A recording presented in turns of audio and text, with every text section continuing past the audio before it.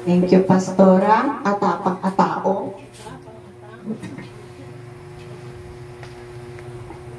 May pagngarabi tayo kakabsat.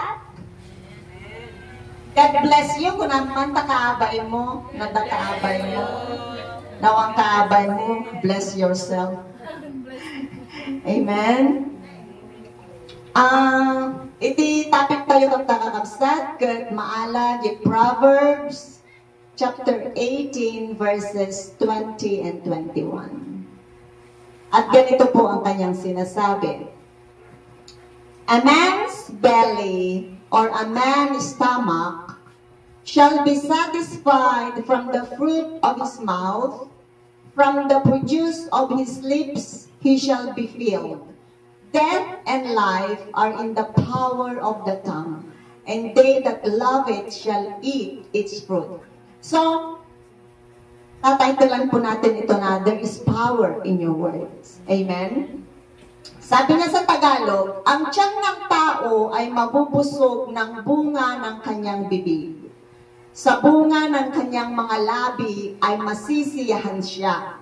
Kamatayan at buhay ay nasa kapangyarihan ng dila at ang nagsisiibig sa kanya ay nagsisikain ng kanyang bunga. Ni Apo, timang bendisyon, tisa sa una. Alam niyo po, napakaganda po ng verses na ito. May nabanggit po dito na tatlong importanteng bagay. Ang tatlong bagay po dito na nabanggit ay fruit of his mouth or bunga ng bibig, produce of his lips, bunga ng labi, at sa verse 21 may nabanggit po dito na tongue, the power of tongue, kapangyarihan ng dila. Now, question. Question ko natin, napatingin ni Pastora Ami ko. So, ano po ang napoproduce ng tatlong nabanggit? Ano ang napoproduce ng dila, ng bibig, ng labi? Diba, salita? Wala nang pwedeng i-produce ito, kundi salita. None other than nawanti di lang ang kamakasauti na limpyo. So, itong tatlong ito, may napoproduce po ang ating mga salita. So, dito po sa mga verses nating binasa, magkikita po natin ang kahalagahan ng mga lumalabas sa ating mga bibig o sa ating mga labi na mga salita. Amen? Sabi po niya dito na kung ano ang bunga ng ating mga labi o bibig, yun po ang ating matatamasa, yun po ang ating kakainin, yun po ang ating mai-experience. Ang sabi po niya dito, kung ano ang sinasabi ng ating mga labi, kung anong sinasabi ng ating mga bibig, yun po ang ating mai-experience. So, kung ang lumalabas po sa ating mga bibig ay puro kahirapan, puro kamalasan, puro sakit, at even kamatayan, yun po ang aasahan natin na mangyayari sa ating mga buhay. Kasi sabi niya, kakainin mo yung gustong-gusto mong sinasabi. Ibig sabihin, yung kakainin, mararanasan mo yung gustong-gusto mong binibigkas. So, kung ang labas na, ang mga lumalabas naman sa atin ay puro sabihin na natin positive, kung ang lumalabas sa ating mga bibig ay kaginhawaan, kalusugan, blessings, favor, divine protection, divine health, divine provision. Sasabihin kong divine provision kasi iba yung provision na provision lang kaysa sa divine provision. But divine provision, divine protection, divine health, ito ay galing sa Panginoon. Amen? Divine healing, likewise, yun po ang ating makakamtan o yun ang ating matatamasa kung yun ang mga lumalabas sa ating mga bibig. Amen? Kasi according sa mga verses nating binasa, may power ang ating mga sinasabi na salita. So, instead po na doon tayo sa realm of darkness, pag sinabi ni realm of darkness, kasi may dalawang realm tayo. Realm of darkness and realm of God. Realm of Satan and then realm of God. So, instead na doon tayo sa realm of darkness na puro negative, kasi ang kahirapan, kamalasan, sakit, kamatayan, kakulangan, lahat po yan sa realm ng darkness. So, instead po na, alam nyo po, meron po yung tinatawag na we hold the remote of our life. Tayo lang po ang nakakakontrol ng ating utak. Kung halimbawa, yung utak mo punong-puno ng, di ba may mga pagkakataon na pumapasok pa na yung negative sa utak mo? Halimbawa, no, si self-pity ka, mainang, hanakon nga na, aya, di anak ko, di nakpay matawagan. Ito nung binaybayam ajay, nga baybayag dyan, ito nung panagsangangit ka nga may samon. Kasi sa utak mo, hanak ka nga aya ni anak mo or jay asawa. Pero ang totoo, mahal na mahal ka. Pero you can switch, kaya nga hawak mo yung, hindi sige bulo yan. Hawak mo yung control ng iyong buhay. Halimbawa, negative lahat yan, switch it, lagay mo sa panay positive. Amen? So, instead na doon tayo sa realm of darkness, stay in the realm of God na puro positive. Amen?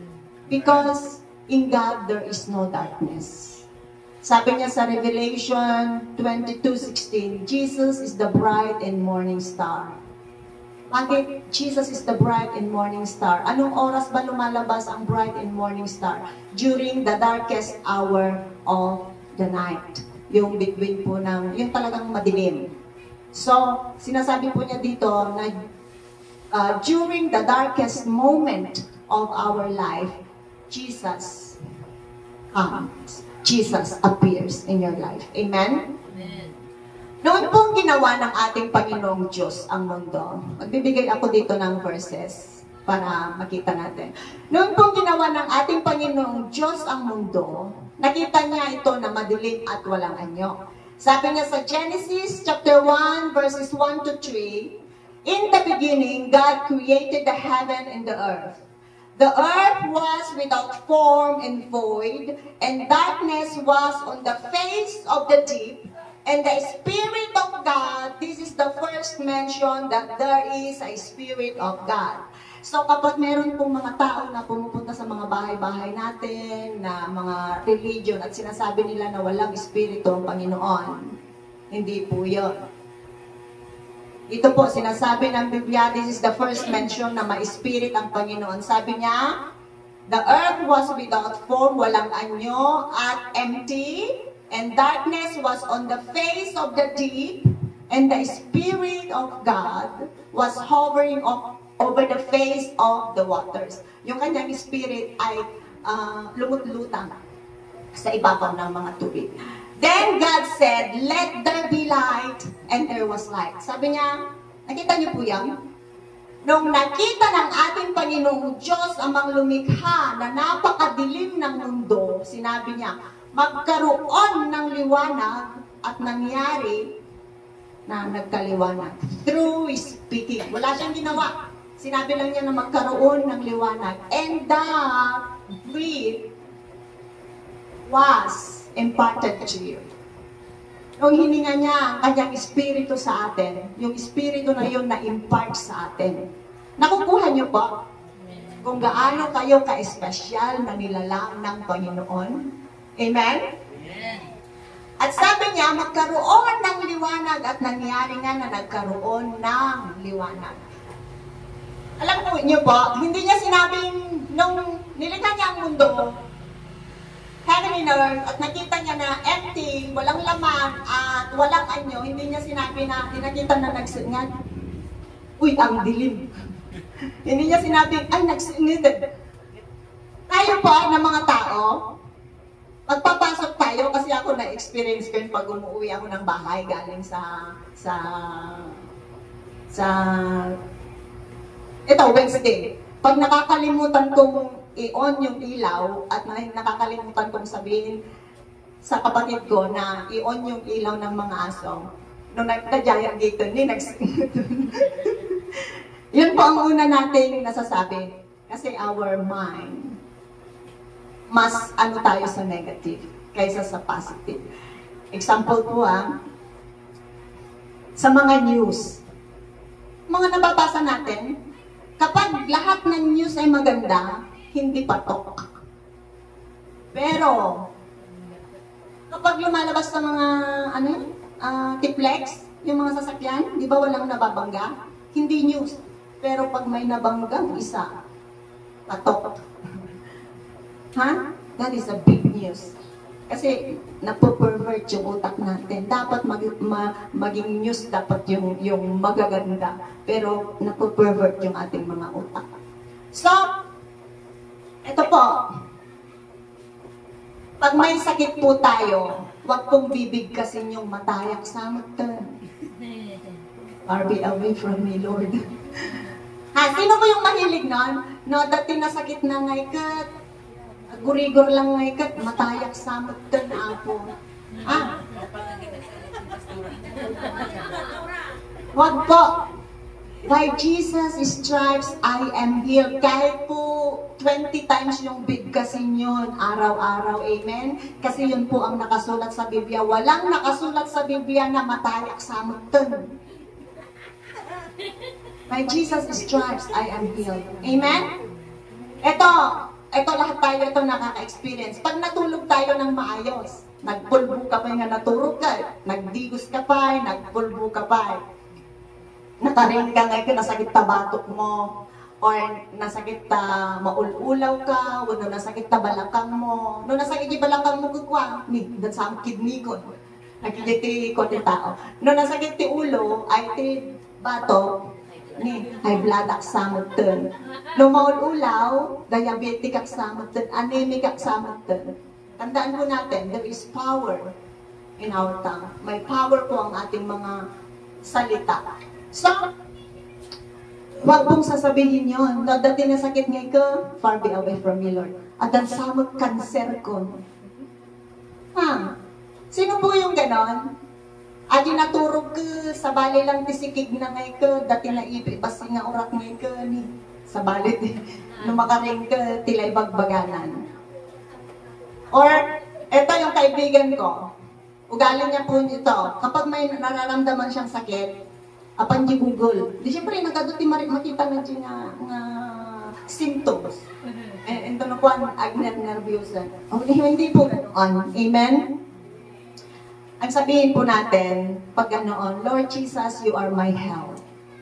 Amen? Amen. And as you are in heaven, without cancer, without tumor, without high blood, without diabetes, without kidney failure, so am I in this world. Amen? Kasi yun po ang itinuturo ng ating Biblia. Amen po? Amen. So, bakit pwede nating sabihin yun? Because we are seated with Jesus in the heavenly places. Yun po ang sinasabi ng Biblia natin. We are in this world, but we are of this world. Nandito tayo sa mundo, but actually we are in heaven with Jesus, seated at the right hand of the Father. Amen po? So, live by faith. Ito po, nakalagay po lahat ito sa Biblia. So, live by faith and not by sight. Pag sinabing live by faith, kahit hindi mo yan nakikita, kahit nararamdaman mong may sakit ka, believe that you are healed through the cross of Jesus. Kasi yun po ang sinasabi niya. Amen po? Amen. Sa mga anak po natin, na mga bata, si Kat, nakikita ko siya lagi. Pag mabangad ang bata, actually hindi naman mabangad si 30, bilyo-bilyo lang. Pag mabangad ang bata, huwag pong sasabihin na nakabangbangad ka. No nalukod yung bingham, mabagbayangan nakalukloko ka.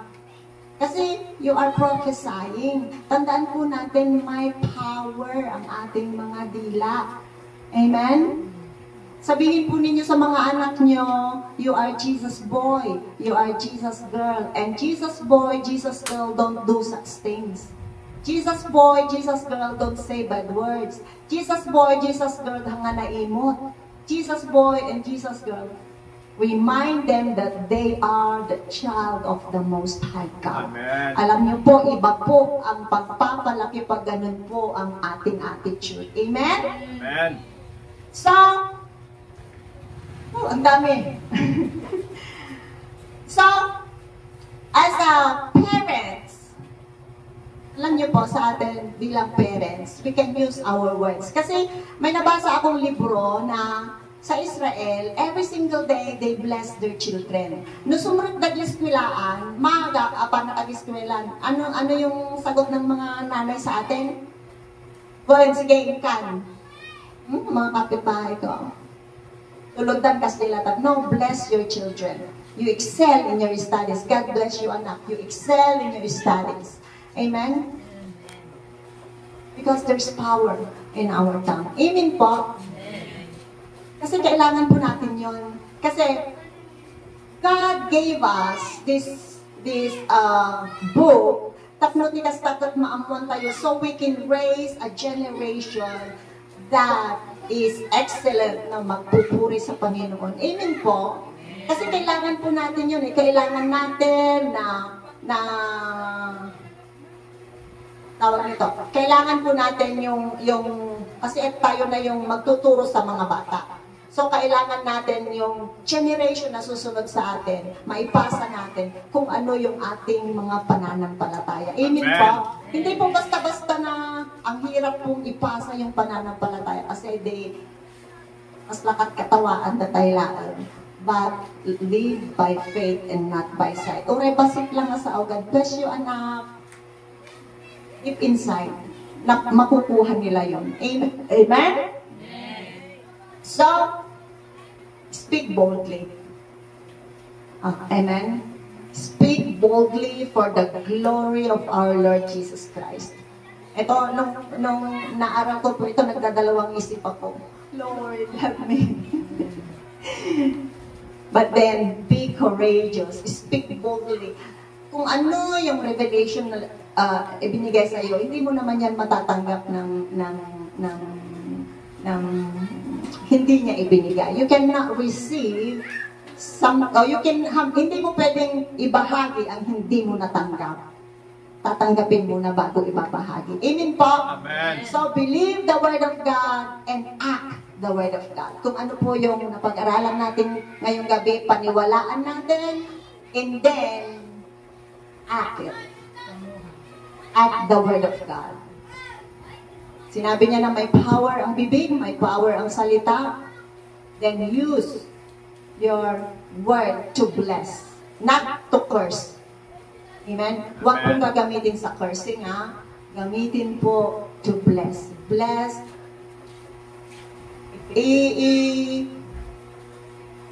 Ano po natin? I-exercise natin. Si Sister Jocelyn, exercise it sa mga tinda mo, sis. Bless your paninda every single day. And then, sa mga may anak, bless your children na mag-excel sila sa kanilang studies. At makikita po natin ang magiging resulta. Amen? Amen. Amen. God bless you po. Yun lamang po. At ipapasa ko po kay Pastor.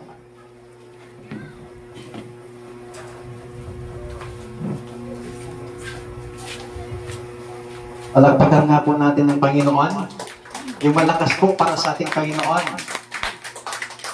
Napakaganda po yung mensahe ng Panginoon na may kapangyarihan ang lumalabas sa ating mabibig. So dapat lagi tayong mag-speak ng buhay. We must speak life. Kapag sinabi natin speak life, ibig sabihin we must speak blessing. Nga huwag mong sasabihin na crazy sa tatawang petikwarta. Kasi nag-speak ka na. In-declare mo ang ibibig mo, nag-declare ka na mula sa iyong mga labi na crisis, mangyayari yun sa'yo. Nag-declare ka na sa iyong mga labi na wala kang pera, wala ka talagang pera.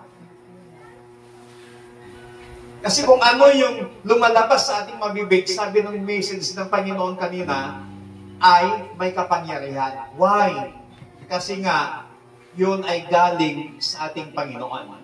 Kaya, dapat nating sanayin ang ating mga bibig na magsabi ng mga positibong bagay. Ito na lang nangyayari sa atin minsan. Anasidam sister, awan garod, ang dapat sardinas. O, di ba? So, nagsasabi ka na nawalang ulam, pero meron kang kaharap na sardinas sa hapagkainan, ulam pa rin yun. Kaya, wag na wag tayong magsasabi ng mga negative kasi naririnig yun ng kaaway. Kaya dapat tayo kung mga anak ng Diyos, lagi tayong magbitaw ng mga salita na mga positibo. Pag ikaw ay may karamdaman, speak healing. Kasi yun ang mangyayari sa iyo. Yun ang sinasabi ng salita ng ating Panginoon. Totoo po yun. Yung sinabi na huwag nating sasabihan yung bata nga nagtangkad ng ulo na nagbangal. Kasi nai-inculcate sa isipan ng bata yung kanyang naririnig. Paglaki niya habang tumatanda, lagi niyang naririnig, nagbangad, nagtangkad ng ulom. Isulti may mulmula di panunot, dahil yubing ito no dumakal, natangkad maggayang ti ulom, nabangad at sige.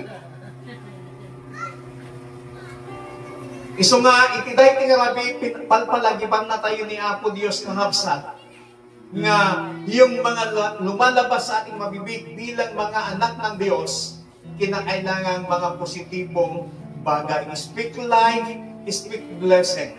Sabihin mo sa kapatid mo sa gabing ito, God bless you, sister. God bless you. God bless you, brother. Yung pagbibitaw mo ng salita na God bless you, nagdideklara ka ng pagpapala sa iyong kapatid. Nagdideklara ka ng pagpapala pag bibiyahe ka, Lord, bless my trip. Panginoon, pagpalain mo ang aking lakad na ito, gabayan mo ako. Nagdideklara ka, hindi yung awan sa hamot, takpan sa maabutan. Yung nagdadalawang isip ka, pero as long as na ikaw ay lalabas, ikaw ay magtatrabaho, lagi kang magbibitaw ng mga salitang positibo at sasabihin mo, Panginoon, gabayan mo ako, Panginoon, pagpalain mo ako sa araw na ito. Amen. Amen. Amen. Yun ang sinasabi ng salita ng ating Panginoon. So, salamat sa Diyos dahil tayo po ay pinapaalalahanan ng Panginoon na dapat lagi po tayong magbitaw ng mga salitang positibo, mga salitang pagpapala at mga salitang nagbibigay buhay, nagbibigay pag-asa sa bawat isa sa ating mga buhay. Tayo pong lahat ay tumayo sa gabi pong ito. Hallelujah. Oh, we worship Jesus. Hallelujah.